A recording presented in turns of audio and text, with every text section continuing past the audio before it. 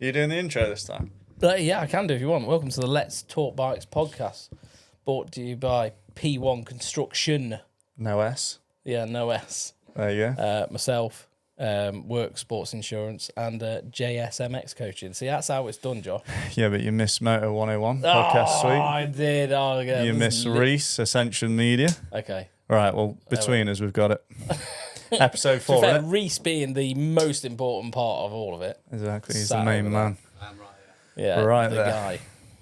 So, Swanning off to California soon, though, isn't he? Leaving us behind. yeah, we'll bosh a few in. Yeah. Feed them out through the winter. Feed him rice. So, yeah, episode 4, where we have a coach's take on the youth scene, mainly, Yeah. and a father's role. And we agree on most things, I would say. But Yeah. there's some little differences. Maybe we see things a little bit different. And I think over the past few episodes, we've had some really good feedback. So we're happy that people are enjoying it. We've had a bit of a breakaway, haven't we? Summer's been a bit sketchy, a bit crazy. It's been too hot in here, though, to do them. So. Yeah, it gets baking, doesn't it? Yeah. So we're back. Talk to us a little bit about the Mavericks, Callum. We've had a couple of rounds gone, haven't we? Especially the one in Devon. Couple of rounds gone. Devon, just gone. Greenfields before that, wasn't it? Greenfields, yeah, but it was a tough track, you know, Devon, for the kids. Little Silver, isn't it? Yeah. Really tough track. Quite challenging compared to what a lot of them are used to. I feel like a lot of our riders are quite Midland based, but we do. I mean, there are people that could travel from Glasgow and everything to come race with us, and we try and be as national as possible to give people just an experience of different tracks. Those boys driving down there, that's the 12-hour drive, isn't it? It's a proper job, but they're probably a bit more used to it than we are. But that track was challenging. I don't know, have you ever raced at Little Silver? Yeah, I grew up racing there a little bit. My first years would have been maybe on a KX60, and it was like any track. It was like, it used to be even sandier then. I think it was like a few hundred metres to the left of where it is now. Oh, really? On the other bit of land. Okay, so where they've built the push bike. The push bike, stuff. even over the backside of that. Oh, and it was okay. always challenging then, because what I was thinking, obviously I was there to help some riders and just be present at the event. But I noticed that it's tricky for some because you can't practice on them conditions much. No. Like, where do you go on them off-cambered hills? You can't, can you? I mean, the only way you can practice that is by racing it. And especially the track with like the elevation that's got, like hill-wise, like you're saying, a lot of practice tracks don't have that because the maintenance of running. Yeah. You couldn't run that as a practice track because it would soon wear out. No. Those hills would soon be rock and slate everywhere. And also, if the weather hit, it can't run as well. Yeah, it's tricky. You'll find a lot of practice tracks are on flatter ground, Yeah. and things like that. So I think a lot of the kids did find it tricky, and obviously we have classes from PW as well, up to obviously 125 250F youth, and this for the smaller bikes, these tracks they can be quite a challenge. But like with Mavericks, we wanted to give give the kids a little bit of something, like make them feel special. You know, put on a series that's like an event and it feels special. They're showing up and it's done right. You know, they're queuing up for technical. They're getting their helmets checked, and you know everything that you'd happen when you go and race a British Championship. We're just trying to maintain that professional standard. One, because the ACU, and a big shout out to the ACU and the new chairman Tim, amazing guy, has kind of started to rewrite the story again, like, and we are getting the ages down. You know, allowing 4-year-olds to race on PWs. That's something that we've been fighting for. It's been 6 years old because it was a petrol 50cc, you know, and they wanted a clear definition of, you know, to the insurers, why is this designed for a smaller, you know, younger child, as opposed to an auto petrol bike, you know, like a KTM or whatever, or a Cobra or whatever.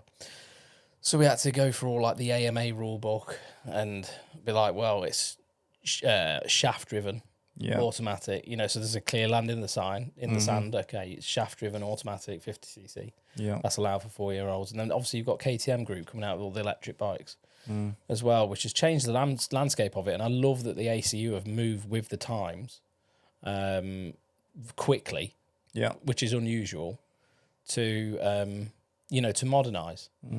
Well, yeah, I think by the sounds of it, then there's some new people coming into the ACU with fresh ideas, because you see that at a lot of venues, like with the British Championship. It's run by like experienced people, but I think it's fair to say that people that are a little bit elderly are sometimes stuck, aren't they? Yeah. They like it as it was, and they're not willing to move in forward. the 90s and stuff, and it won't. No, it's nice to know that it's moving forward. You'll find that with a lot of the live streaming, a lot of these old, like these places, they don't like because a lot of the clubs the tracks are ran like by clubs. Like, well, if you put live streaming on, then we're not going to get people paying to watch and all that. And they start panicking about all this stuff, but in reality, it doesn't work like that. No, all you're doing then is you're growing and helping, because it's going to more people than would come through the door. So that's exciting. One thing on that subject is, like, do you remember the what was the video stuff that we used to watch? Mini Warriors. Yeah. See, like, it was always like back then when I was like 6 or 7, used to watch Mini Warriors 1, 2, all the way to 4. But you used to see the young Pee-wee races. Yeah. And it's never been a thing. So this was back in like 2000, and when was I watching that? 2002. Yeah. America's always done that, haven't they? Always catered for like a 3 to 7 category. No, 3 to 5. We never really did we? Never. Because the Pee-wees were for 6-year-olds. Yeah. Because which that's is just wrong, how isn't it? Because you tower a Pee-wee at that. Yeah. Well, you've outgrown it, haven't you? I mean, I guess if you were just starting out, it would be okay for it, but once 6 months had gone by, you'd be hanging off it, wouldn't you? It's just nice to see that that's been filled now. Yeah, that was going to be one of my questions to you. And Yamaha are happy with that as well. Yeah, like, they've given us a lot of things for our presentation at the end of the year and stuff, like supported the class by Blue Crew, which is amazing. So, and I just think the way coaching is now, what they're watching on YouTube, like some professional riders, I feel like here's my example.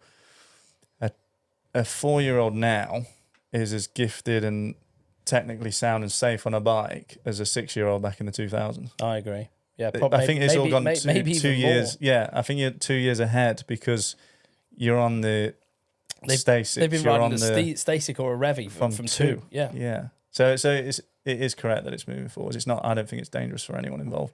It's actually the right thing to do. That was going to be one of my questions. We've gone through a few things there. It's like, what do you feel like Mavericks is doing differently to what's already out there? Because I think it helps everyone elevate then, doesn't it? Someone new comes in, fresh ideas. It does, yeah. And then everyone around them, different clubs, think, actually, I've got to just better myself. So it makes a big improvement everywhere. Yeah, I think there's been a big gap and a big void to fill for a lot of years with the youth stuff. You know, from 4-year-old to 17-year-old, for example. And when Cooper was like, 3, 4, we took him to some of the Revy racing that EXGB put on and things like that. And they do a great job of all the electric stuff. But I was there and I was thinking, and then how can we make this more catered to what I'm into, the petrol stuff, the proper motocross in my eyes. Yeah. So kind of took a little bit of what they were doing, because I was watching it. I was thinking, well, this must be profitable. It must be making money, because they're carrying on doing it every year, and they've got plenty of people there enjoying it. So it must be, there must be a business. There must be something that you're not going to like go into and lose money on. Mm-hmm. And that's when we got the team together with Mavericks, me, Adam, Joe, and originally Paul, and we just went for it, and because no one has ever really touched that space, just youth only. And I think it was just a big gap in the market, because kids had nowhere to really go and to be the centre of attention. Yeah, you'd just go to like adult meetings and stuff, and a lot of people put on good meetings. I'm not going to lie, Kensworth put on good motocross meetings. Guess, there's some really good clubs out there, but they're catered for the CB class riders, hobby riders, and the kids are just a bit of an afterthought. And that's why there's probably only 20 of them on the line. Yeah. Where at ours, it's a full gate. Because it's not just having the class, it's the approach of grading the track, isn't it? Preparing the track. Very different. Because you have the 125 class, which is new for this year. You have the 85 class. But what's your discussions before? Are you trying to pack the track a bit firmer? Are you trying to keep it level for the smaller bikes? Like what? I think naturally the track doesn't get quite as deep because there's not 4 strokes riding on it. You know, we don't actually tell the landowners what to do with their land, because often you'll find is they know how to work it. Yeah. You know what I mean? You kind of leave it in their hands. You're going to get ruts at some tracks. But the 4 strokes, 450s, 250F, they rip tracks to bits.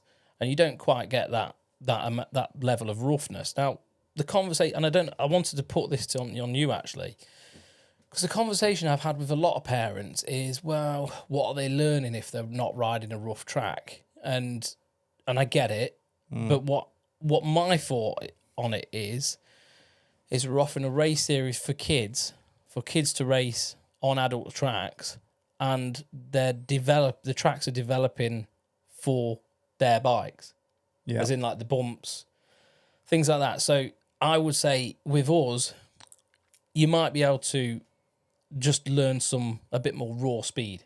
You're not learning anything coming to race with us. The track might be a lot faster than what it would normally be on a day when you've got adults there and things like that. You've got to just like embrace that learning. I don't know where I'm trying to where I'm going, because in America it would be like that. You race on kids in kids events. So what's my take on that? I've witnessed it with coaching as well. There's some people that will go, the positive people, so they'll go to a day, a coaching day. If the track's a bit off or it's a bit too dry, it's a bit too flat, they're not bothered, because there's something to take away from that day. There's always something. So I don't know if it's now just people in general or people have always been that way, but I think people are really fussy. Yeah. They're always looking for more out of tracks. And it's like, we've had this discussion, we might have touched on it in one of the earlier episodes, but how hanging are some of the tracks that they ride in France and stuff? Awful. Rough, but most these people dangerous. But these people that are saying it's too flat would also turn up there and say this is too dangerous. Yeah, like there's people that are just too picky. A lot of typical French tracks would be like, I don't know if anyone's ever rode at Uncle Eddie's. Yeah, like, which is fine to go and practice there. Like, it's the danger of if just someone crashes, rock hard. But yeah, like you can learn something. That's what their tracks are like. They're just stone. Yeah, you can learn something because there's techniques of flat turning, flat cornering. Yeah, on the corner of the seat, old school style. Do you know what I mean? Pushing your bike down and stuff. It's like at the ages they're probably kicking off and saying, "I'm not learning anymore." It's like, we'll learn to go around a corner with no rut. Go faster. Yeah, learn to go faster on these conditions. It might be because they're not enjoying it as much, but yeah. I feel like in this country, we're very spoilt with our tracks. And it doesn't help the riders in some ways, because, like here, for instance, 101, you come here on a Wednesday, you know it's going to be prepped. Yeah. It's going to be comfortable. You're going to have a good day. Yeah. Now, if this was in Belgium, this track would get graded on a Tuesday. And that's it. That's it. Yeah, By the time Sunday comes along, it's a mess. But take note of... and that's why it's cheaper. Yeah, it's cheaper. Well. But when would the national level riders go? Like, depending on what they want to work on, you'd still get them there on the Tuesday. Yeah, you would, when it's flat out. You do it. It's like qualifying. You're doing Lommel and things like that. They'll be doing sprint laps. When the track's flat, it's like qualifying. So if you only want to ride rough tracks, the chances of getting a good qualifying lap when the track's not beat up and it's like a bowling green, you got to. The thing I'm trying to say is you got to be able to do both. You do. So you'd have people turn up on the flat days. Yeah. But you'd also have the same riders turn up on the worst days. Yeah, they would. They want to get a variety. And the thing is, here, like, because of what people expect when they show up to a track, that forces the people who own the tracks to have to charge 40, 50 quid because it's for people to practice, because it's got to be up to. I think people are too picky. This perfect standard. Whereas in Europe, you go to a track on a Thursday, you know it's been ridden for 3 days, it's €15. Yeah, because they haven't watered it, they haven't put a tractor around it. There's no cost. All you're doing is covering basically your insurance. I'm honestly happy to ride anywhere now. Yeah, I don't mind anywhere. I don't mind, because I'm happy to go around Eddie's. Make Cooper ride anywhere. I'll just watch. Yeah, I'd go around Eddie's and have no issues with that. Obviously, days like 101 prepped, it's like you're gonna have more fun. Correct. Yeah. And you know the texture, the ruts, and all the rest of it. But I'm not fussy. I just think if you like riding your bike, just riding your bike, it doesn't matter. Yeah, you'll find fun. You'll find enjoyment in anything. And it's fun to try different things. But yeah, it's interesting. So Mavericks is going well. Yeah. It's going well. Some good venues this year. You've obviously chucked some extras in there. Yeah. You have to, it's a fine balance of like, is it affordable for the club, and is the venue suitable for the club? Yeah. You know, you do have to think a lot of it. I mean, obviously some venues are very suitable and they'll be amazing, but they're out of budget. You know, for example, Wild Tracks. I'd love to go to Wild Tracks. Yeah. So expensive. You wouldn't think so? It is awfully expensive. I wouldn't have thought so. I know it's good. Yeah. But here's being a critique again, but whenever I've raced there, that is a track that gets me frustrated because I can't pass. Yeah, you'd have to hurt someone in an expert A class. I can see to that. make a pass. You'd have to move them, which is DMP's a bit like that. I love these tracks, but some tracks don't race quite the same. Yeah, it's just really expensive, but a lot of people like it. Yeah, fair play. It's a good setup. I think you'd sell the entries, but not when you're limited on classes and stuff like we are, and limited with riders. It's like PWs, for example. It's only just been a thing. Yeah. So it's going to take 2 or 3 years. Yeah. To build that up, to have a gate of 40 PWs. I mean, I'm sure it will happen, probably even next year. And then once you've got more money in the pot, you can. It'd be nice to see the 125 class a bit. Yeah, more, wouldn't it? That's brand new, so it needs that. Will do. I think next year, and we're going to introduce 250s into that as well. Yeah. So just an MX youth class. While we're on the subject of Little Silver, let's have a shout out to Patel. That was quite special what he did there, wasn't it? Very. Because his dad's put a question in, so we'll get onto that in a minute. But so, how old is he? 5? Harley, he's just turned 6 now. So he's a little bit older than Cooper. Yeah, hovering around that 5 to 6. Yeah. Went on the petrol. He's been on it, practicing on it a while, isn't he? And on arguably the most technical track, he got a couple of wins there, didn't he? He was special, mate. Yeah, he really was. I was special. Impressed with that. Yeah, and that kid's going to be good. He's going to be good as long as his dad. I know at the minute, I mean, we keep going back and forth. We're always chatting and texting. So he's got, and you need to listen to this as well, Mr. Patel. You need to get tuning obsession out of your head. Oh God, he's so obsessed with building a full race bike for next year, and I'm trying to just. What was he on, Little Silver? Just a stock. Yeah, yeah. I think MJW have done tweaked a little bit. Yeah, like nothing. We've had this chat. This is things over the past couple of episodes. But Mavericks don't allow tuned bikes either. Well, you can, but there's limitations on what you can do. Yeah, like we said, you start with a stock one. Just test a few bits, make it a little bit better. Yeah, because I think if you go all in, you can get lost. We've said it before, but we won't get into that. We've discussed those things. So yeah, Mr. Patel, please just. Do you know what I want? I don't want to see. Like I see these really talented kids like Harley, and I always get so afraid that the parents are going to burn themselves out. Not the kids. The parents are just going to burn themselves out. Get too into it, too invested, too early. Yeah, and you can spoil it for yourself, and you can blow all your dough really quick. Yeah, easily. You know, it's and also like you can affect your home life with it. I mean, I've got an addictive personality, and I have to rein it in sometimes. Like, I want all the nice stuff. It's just how I am. Everyone's position's different, though, isn't it? Yeah, of course. If you've got it and you've got something lined up business wise, you know you're going to be safe. You think, well, I've got this to blow, then you just do whatever, don't you? You do what you can. But I agree, it's not for us to educate, but you got to think you can't be short sighted in this sport. No, but Harley he's going to be a special rider. He is. He sometimes a lot of time he'll step outside of his comfort zone and gets away with it. And I think he's working hard on technique, isn't he? He's getting a lot better with technique.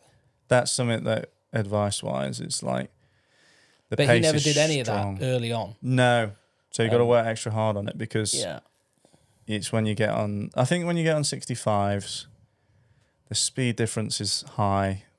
The 85s, if you're not quite technically gifted, then it's going to show. Yeah, it's going to hold you. And you won't think that now. The heavier the bike gets, it gets more difficult. You won't think that now, but I'm sure, yeah, it needs to be a focus. That's just, I you think just tidy up on things. I'm still tidying up on, what I mean by like tidying up on technique, it's like, I'm a different rider to 5 years ago, aren't I? Yeah. 6 or 8. Yeah. Like visually. Yeah. Because I've had to keep working Cleaner, on that. Yeah. So obviously standing, sitting, the basics, we're not talking about that. It's literally refining the details, because it makes a big difference for being safe with the speed that you've got, limited injuries and all that sort of stuff. This isn't based at Harley, this is anyone. No. You just have to keep going over technique. Yeah, no, you can't I think forget so. about it. And I think, like, well, I spent a bit of time out in Holland with Harley as well, and his dad was really pushing like he was riding really fast, but he was like, dude, you're forgetting to stand up. Yeah. And I was really happy to see that, because I think that kid could be the best. Yeah. And I know his mindset is... Yeah, he's my kid's strong. competitor, and I know Cooper is going to have to deal with that little bugger for the next 10 years of his life. Yeah. And, you know, Harley's got a bit more pace on Cooper at the minute. I'd say Cooper's got a bit of a better technique over Cooper's Harley. hard to beat with that, yeah. You know, and at some point, you know, they'll probably meet somewhere. But it's, I would say, out of all of them in that age group, Harley's the one that's got something. You know more than me. A bit extra. You've been around him. I think he's like you say, he'll hang it out, but he can control.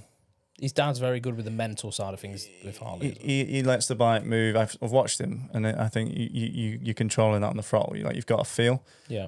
But like you said, he's got a mindset to push it quite hard as well, which is important as a racer. And he will step it over that line. Yeah.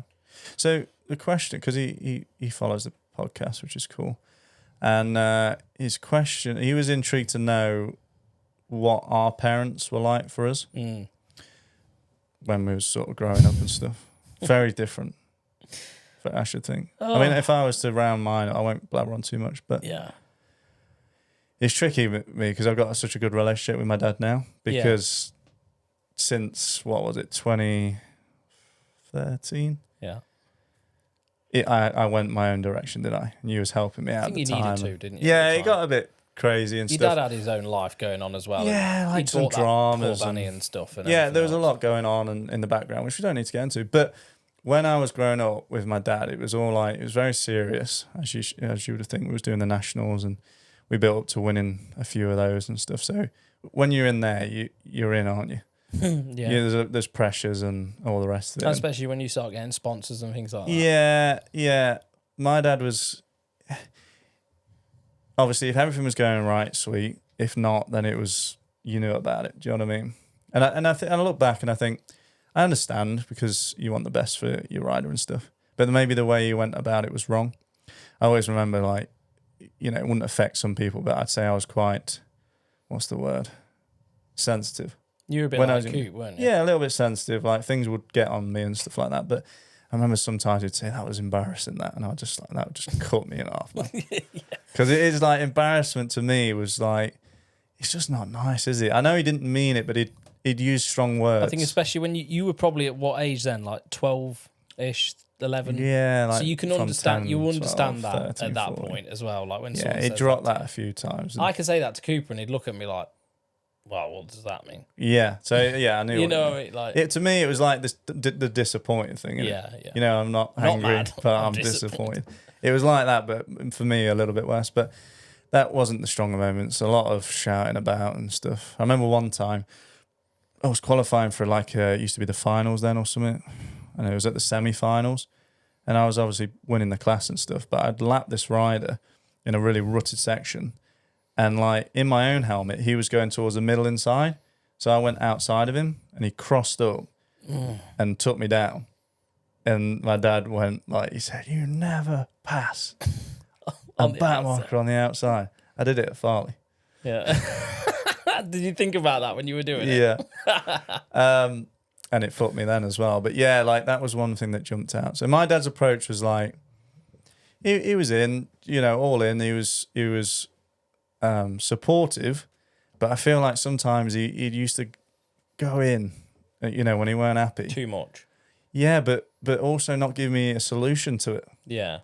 So I don't just mind hitting you with buzzwords of pain. Yeah, I don't mind like, you saying that was rubbish. You didn't do that. This is what you need to do. Why didn't you do that? And then it's productive then, isn't it? It's like, yeah. I feel that's what I'm getting better at with Coop. It's like going, I'll give him, mate, what was that? What was that? We've been working on this. Yeah. Remember your feet. Remember, and you have to try and give them a little bit of like something. And I think it's always really important to give your kids a little bit of, even if they've had a shit race, some positivity. Find something they did good. Yeah. You did a good pass on him, or you did that jump good. Yeah. That corner, you're ripping that. I couldn't agree more. Try and dig something out. That's what was missing. It was very negative. It's hard, isn't it? And I didn't respond good to that because sometimes we weren't taught then because it was like got grilled and I was head down. I wouldn't like all of a sudden react and ride well the next race.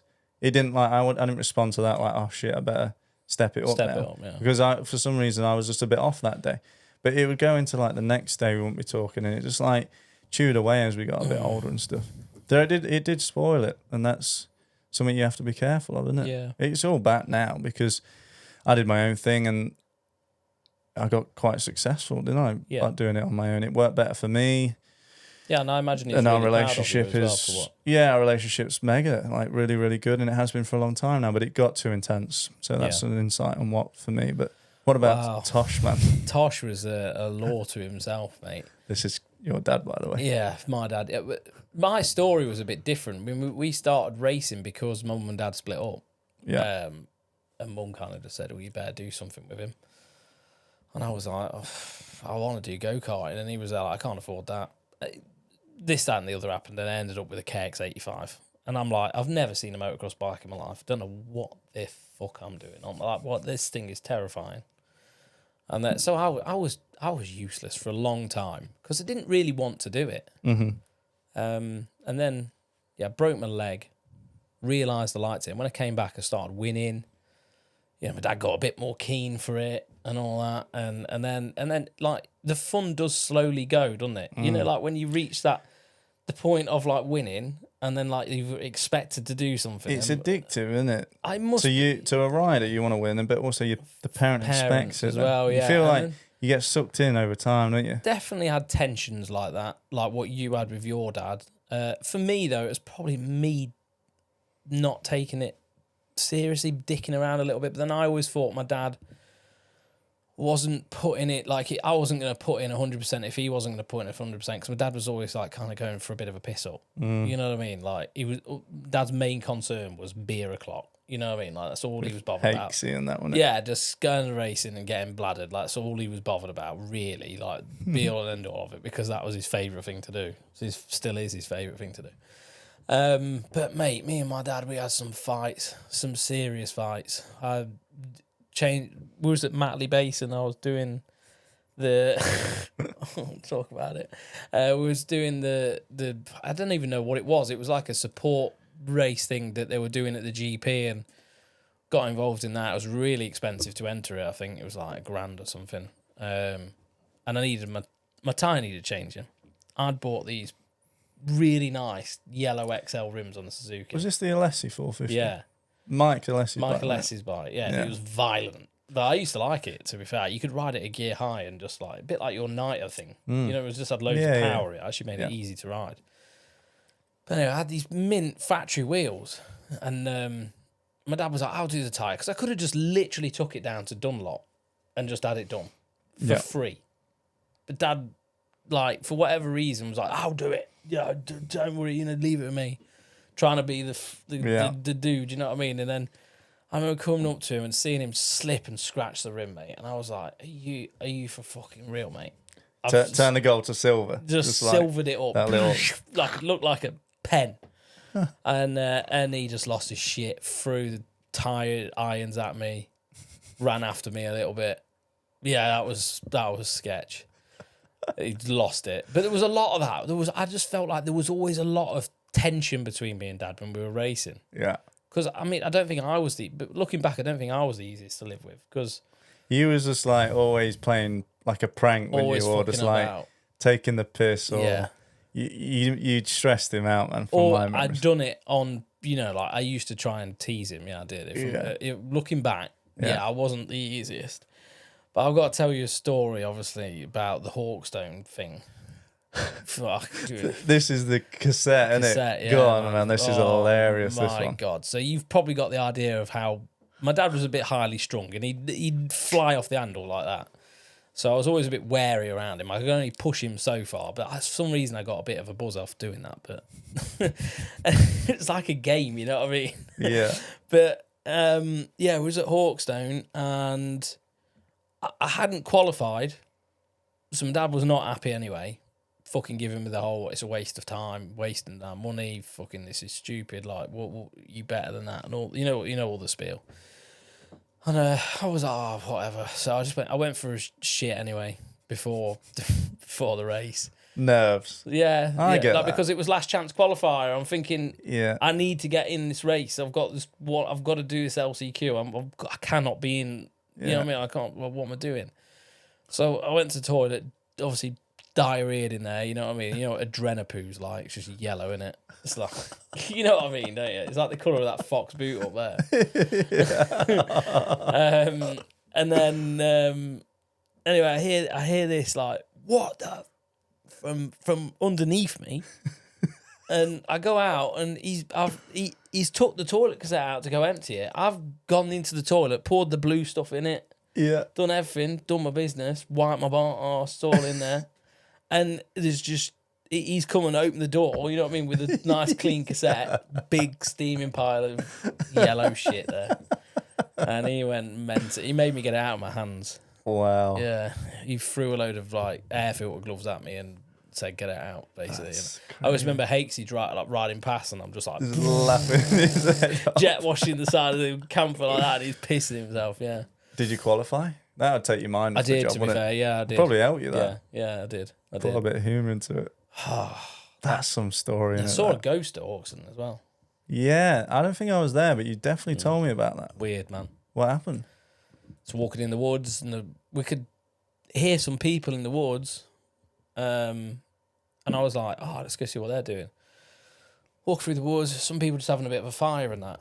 And I was like, it's nothing. You know, not when you're just inquisitive, aren't you? As a kid, they were just having a little campfire or something. And we started walking back, and some dude just walked past us with a tree over his shoulder, like with a chain, full lumberjack outfit.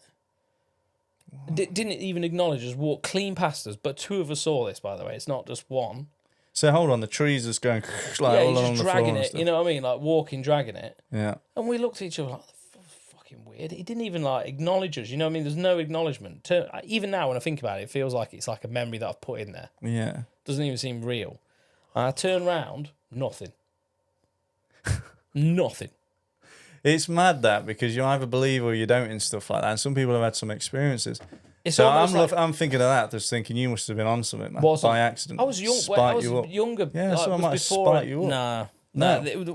It felt like I mean, I am into a bit of the old, you know, like a few beers and that. But not at that point. But how old was you? I was like probably 13, 14. Right, I thought I didn't think it was that. No, maybe a bit older. 16 maybe. Yeah. No, I'm not accusing you of it, but it's a mad story, that, isn't it? It was almost like I'd seen like a glitch in time. You know, that's how I could explain it. Like it was like, in theory, like if you're into that, and some people listening to this would probably say, "Yeah, I've seen stuff." I'm sure some people have heard stuff. Weird. Yeah. Yeah. I've got a story for you. Go on. Well, me, Dick, and D, Harley Patel's dad. No, Dick wasn't with us. Me and Harley Patel's dad. Stanley Scott's dad was with us, but he didn't see it. Right. We was at a track the other day, and it was night time. We was all talking, and I was talking to D, looking at him, and I was like, "What is that?" Like you know, like you see something, you're like, what? And D, like looks at it, and he's like mouths open, goes cold. I'm sure he'll comment on this. Cold, hair standing up, and Stanley Scott's dad's going, "What? What is it? What?" Couldn't see it. Couldn't see. It was literally huge in the sky, and it almost looked like, you know, when you're looking at the top of a fire and it's blurred. Yeah. You know, as if like it's something's cloaked. Yeah. Like camouflaged. It was huge, and it had that like blurry. You could see straight through it. like there was nothing there, but you could see this like heat.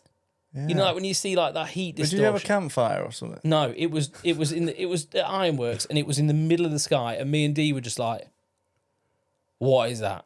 And I was lying. I'm lying there in the caravan thinking, "Yeah, what have I just seen?" It was so weird.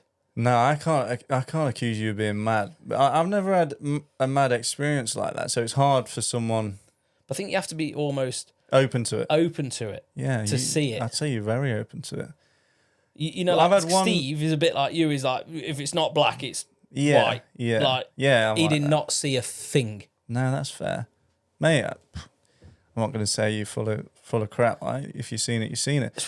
The one thing I've had that's weird, and the reason it's weird is because the said person hadn't passed away, right? But I was in bed. This was when I was about 12, 13, and I used to struggle going to sleep, man.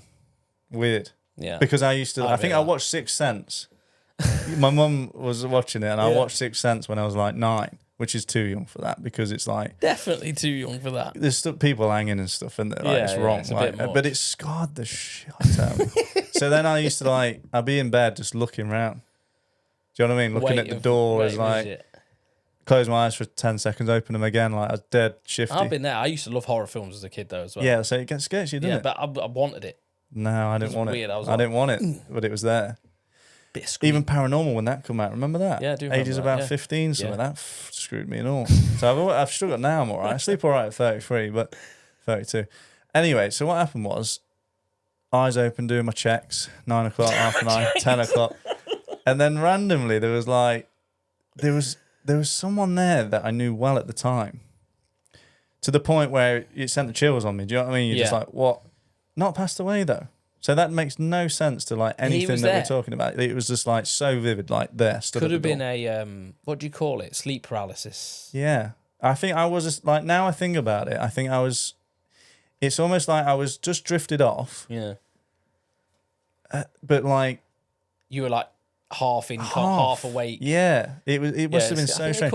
And you know what? I've had sleep paralysis. Same. It's fucking scary, awful, horrible, awful. Is that part of growing up? Because you always get it. I got it when I was about 11. Same. I was in high school. Has anyone ever had that? I was like year 8, and I remember I was probably up gaming late at night in my room. Too much on your mind. Like on MSN, block and of I'd cheese. be going. I'd be in bed at like 2, and then I'd be up for school at 7, tired. Yeah. And I remember falling asleep after school, just looking out the window of the house. Like I'm on the sofa, just looking outside. I think it was raining or something, so I couldn't go out and play. And it was a fucked up moment. I was just switched off, but completely awake. Couldn't move my body. My face was in the sofa. Same. And I'm thinking, I'm gonna fucking die, mate. It's horrible. You just snap out of it, don't you? We have to go. Gah! Yeah. Gah! Give it that, don't you? Like. I wonder how many percentage of people. I actually had it about 6 months ago. Don't tell me that, man. I don't want that ever again. I had it about 6 months ago. That used to haunt me. I think that was also on my mind. I was almost scared to sleep. Yeah, you don't. So anyone that's never experienced that, Callum just give you an idea of it. But honestly, I used to get it most nights, and you feel it. Imagine being like literally, it is what it says. Yeah, you're awake. Your brain is awake, but I couldn't used to see. I don't know if you could. It depends if my eyes were open or not. No, I was always like, I knew I was awake. I've had it both, but my body would not move. Yeah. You just stressed and you'd like panicking in your mind. You have to put so much force into moving. Like, and then you snap. You've only got to I always found I always focused on moving my little finger. Yeah. Because I could put all my focus and energy into just moving that, and then slowly you just. And you just have to give it one of them, don't you? Shits me up thinking about it now. But I think it's sometimes, like you say, when you drifted and your face was covered. Yeah. Awful. So you felt like, oh, this is sketchy. I'm sweating thinking about it. Honestly, this is nasty stuff. No, and I did have it recently. I remember I woke up, I was like, Mel, Jesus Christ. I was knackered in the morning. Mel was getting ready for work, and I was like, you don't know the shit I have been through the last 6 hours. Yeah. Because I kept going to sleep. It kept happening. Right. I could feel myself going to sleep, but my brain wasn't. My body kept going to sleep. And I was like, no. Move shit. And then wake myself up. And then like going again. I'm like, my brain just, That's scarby, that. I said to her, I was like, yeah, I've been through some shit last night, babe. Like, I need help. That's heavy. Yeah, really. I wonder if anyone knows a bit more about this who could comment on it. If me and Josh need therapy, help us feel out. free. I put it down to a stressful time, like when you're at high school, figuring out who you are. Probably, yeah. I'm a gay. I was. Yeah. No. But it's like, yeah, I think it was down to that, but that's funny that. Never, I'd completely put it to bed. Now it's back in my mind. Probably never even spoke to you about that, but I think a lot of people probably get it, but don't talk about it because it's flipping scary. No, I don't like it. I don't. But yeah, so that was the background of our parents. I've got a funny story while we're on the subject. Did I ever tell you about the boat at Weston? You did, but I think people need to know about it. Definitely. Oh, what year was it? So my birthday's always mid-October 12th, obviously. Never changes. But Weston does change. So it happened that this fell on my birthday weekend. Don't think you was there, was you? No. Didn't know you then. I wasn't 2011. Probably just turned... we did know I did know Just. you. Yeah, no, we had met. We'd met a few years before. Like, we were tight at that point, but I was just not... You just weren't there, were you? No, I can't remember what happened. So let's say 2011. I'd say I was 18, 19. Yeah. Big party. Wasn't interested in racing. Never have been really for the Western. So we just used to go and just get on it, man. Loving it. Bit of Yates's. Yeah, Yates's, like all the rest of it. So this particular night, I'd gone down with my mate Ash Jarvis. I don't know if you've met him. Yeah, yeah, you definitely have. Ashy Jarvis. So shout out to Ash. He used to come to the races with me and my dad.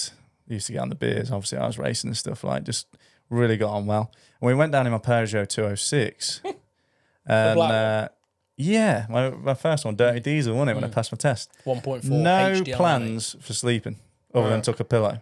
Two of us, Peugeot 206. So I'll tell you how we got to that later on. But anyway, just he's a bit older than me, a bit more experience. I was trying to keep up on it. And then it was getting to about 9, 10 o'clock at night. And Dean Aikes, Lewis Lloyd, Danny. I forgot his name. Woodward. Oh, yeah. I've been put on the spot. Then Danny's going to grill me about that. What? Well, no, I've been in contact with him. He's a no, I had. Remember when he did that massive jump at that? Yeah, I met up with him a couple of weeks ago. Sketchy. A couple of years ago. Sorry, I'm getting all muddled up now. Danny Woodward. I'm on a group chat with him and everything. I just had a different Danny in my head. Danny Woodward, Jake Page, obviously Ash, and they had their own room, but it was like a mile away from the centre, Yates's and all that sort of stuff. So they was like, come over to us. Me and Ash had already had a good few pints. In the room, seeing everyone. Bryn Clark was there as well. You know, just like, as you imagine, getting on it. And then there was like, right, let's do the walk now. So we come out the room, big pack of us, just like walking around. Bryn like starts running on the road with cars coming, making them stop. Like Bryn, he's a bit younger than me. Yeah, I remember it. He was always like that. We'd both, the few weeks before, finished inside the top 10 at a British Championship. Yeah. So Danny Woodward and Thingy was giving us stick. There was like, professional. Like, you know what Dino used to say in that. I just remember it so vividly now. Ash is having a laugh. He knows them all anyway. Yeah, so Bryn's on the traffic. Everyone's beeping at him stuff. We're like, Bryn, don't kill yourself. Keep going. Go past the pizza place and all the scooters are lined up. Not started, but we just see them and just decide to run and jump on them. I need them. Just get on them. Start revving them up and stuff. But Danny ran up to it that fast, momentum-wise, that as he jumped on it, he rolled it. He rolled the scooter into the next one, and it went down like a set of dominoes. We all just sprinted off, laughing our heads off. No more than 5 minutes later, 10 minutes later, we're looking this back street in the distance. We're not too far from the town now. Someone's speedboat wrapped up just next to the house. Pride and joy. Them couple. What about if they listen to this? Yeah, well, you're not heard the story, yeah. Them lot jump on the back of it, go up the ladders and just stand there with their hands up. Me, probably had a few more than everyone else. Couldn't go up the ladders, so I went up the side of it and I've got onto the top of the speedboat that's all covered up. Next minute, you know, the pawling that they put over it to protect and just straight through it. Into the cockpit.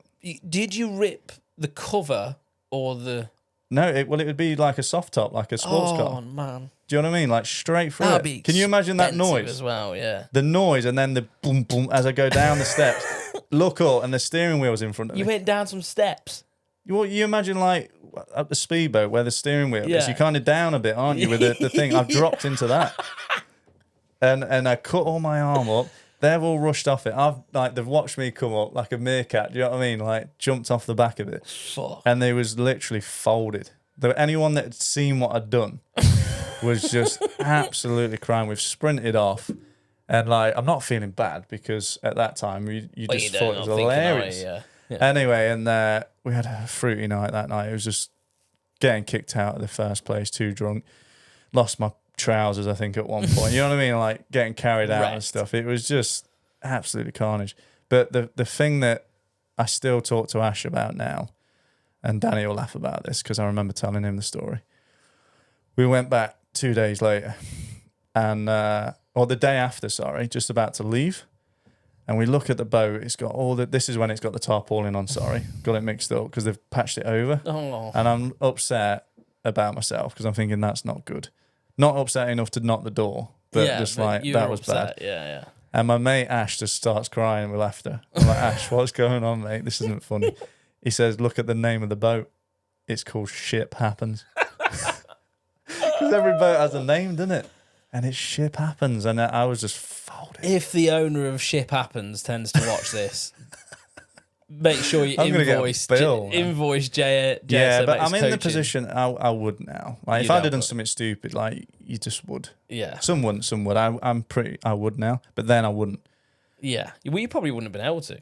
You'd have had to ask your dad, that wouldn't would you? have And been then that serious. would have, yeah. So I still don't feel good about it, but what a story. And obviously that night, me and my mate Ash Jarvis I was telling you about, we slept in my 206 and we just got it all wrong because I put the back seats down.